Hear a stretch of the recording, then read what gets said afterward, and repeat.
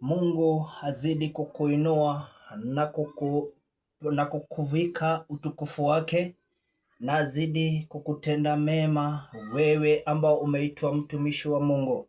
Maana jioni ya leo nataka kuongea na nyumba ambapo Mungu aliyoichagua, na mtu aliyechaguliwa na Mungu, na familia Mungu ameifanya kuwa amewafanya kuwa watumishi wa Jehova, kama vile Yakobo alipochaguliwa na Mungu akamfanya kuwa mtumishi wake.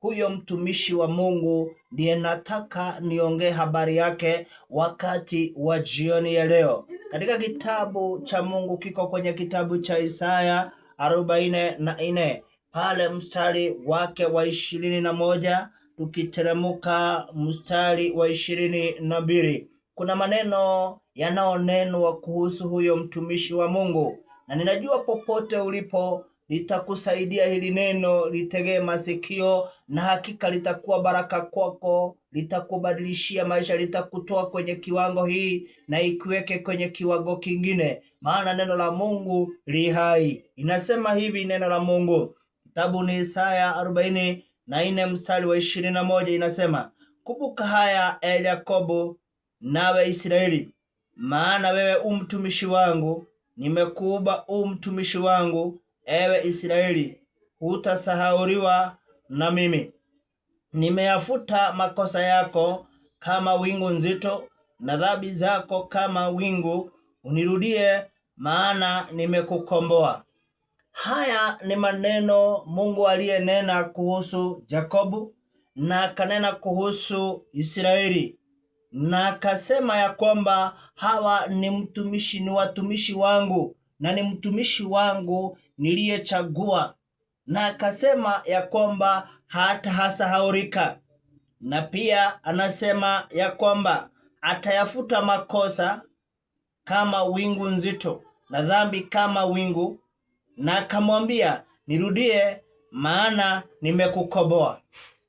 Huyu ni mtumishi wa Mungu nataka kuongea naye, ambaye wakati mwingine aligeuka na akatenda dhambi. Ye alihudumu, lakini wakati wa huduma yake akafanya jambo likatuma utukufu wa Mungu uondoke juu yake. Alipokuwa akifanya huduma, na alionekana akiwa mtu ameinuliwa na amewekwa kwenye kiwango kingine na Jehova, lakini kulifika wakati akawa yeye ule utukufu aliokuwa nao kwa ajili ya dhambi na makosa aliyoyatenda yakatuma ya kwamba ule utukufu uondoke. Mimi alikuwa na madhabahu, mimi alikuwa na kanisa ambapo alipoianzisha, na ikawa imejaa watu, lakini katika hali lile ya dhambi iliyotembea akiwa katika huduma yake, dhambi lile likatuma Mungu aje afuruge na atawanye lile kanisa. Dhambi zile zikawa mtumishi yule amevikwa aibu, na akawa ni mtu ambapo hampendezi Mungu. Lakini jioni ya leo nina neno na dawa yako wewe unaitika mtumishi wa Mungu. Kumbuka ya kwamba Yakobo yeye Mungu alimpenda na akamchagua na akamfanya kuwa mtumishi wake wa kumtumikia, wa kumletea uzao weze kujaa katika dunia, ambao ni uzao utakaye mpendeza Jehova. Na pia akaona nyumba la Israeli, ambapo ni kwenye ule kusanyiko ya wana wa Mungu, lakini alipowatembelea akaona ya kwamba hawa walipotoka na wakaenenda na njia zisizo za haki. Ndipo hapo chini anasema ya kwamba hakika nawe unirudie. Jioni jema nataka wewe urudi kwa Mungu, ili ya kwamba yeye aweze kuvuta makosa yako, kama vile amesema atayavuta makosa yako kama wingu nzito.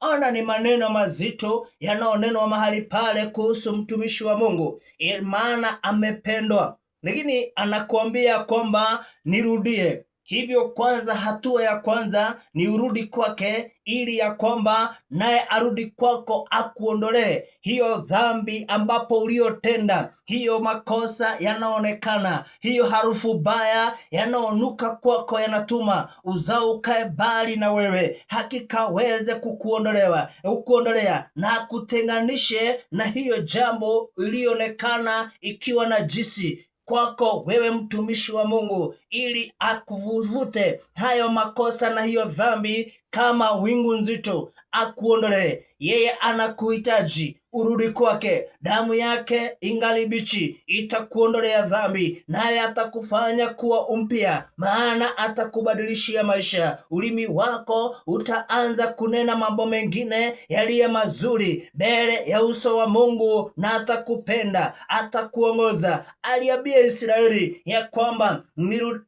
anasema ya kwamba mstari yule ambao ni wa 21, kumbuka haya ewe Yakobo, nawe Israeli, maana wewe umtumishi wangu, nimekuba mtumishi wangu. Hivyo wewe, ijapokuwa kuna mambo uliyoyatenda mabaya, Mungu anakutambua na anakufahamu ya kwamba alikuuba, alikuita ili ya kwamba umtumikie. Ijapokuwa ulitenda chukizo, alinakuambia kwamba ikumbuke haya, nilikuuba ili usimame mbele zangu. Nazo zile dhambi zinazosababisha ukae bali na ukose kumtumikia Mungu katika njia za haki, dhambi hizo Mungu atazivuta jioni jema. Wacha uondolewe dhambi, wacha uondolewe hayo machukizo yote, yale yanotuma watu wakuone na wakae bali na wewe. Mungu akaweze kuyavuta hizo dhambi zote, usamehewe na unganishwe na msamaha wa dhambi, unganishwe na agano ambalo ni la kumtumikia Mungu katika njia za haki, unganishwe na neema na fadhili za Mungu, ili nawe utamuke maneno yale yaokoe wengi. Amesema ya kwamba umurudie, maana amekukomboa. Jioni jema, pokea ukombozi. Isiseme ya kwamba umeokoka, lakini jioni jema, pokea ukombozi mara ya pili, ili upate neema itakaye kuongoza, neema ambayo itakayetuma ubadilishie watu wengi maisha, wampende Mungu, wamtumikie Mungu, wakae katika njia za Mungu, na ubarikiwe na unuliwe utakapolisikiliza neno hii. Rudi kwa Mungu, naye Mungu akukomboe na ubarikiwe katika jina la Yesu.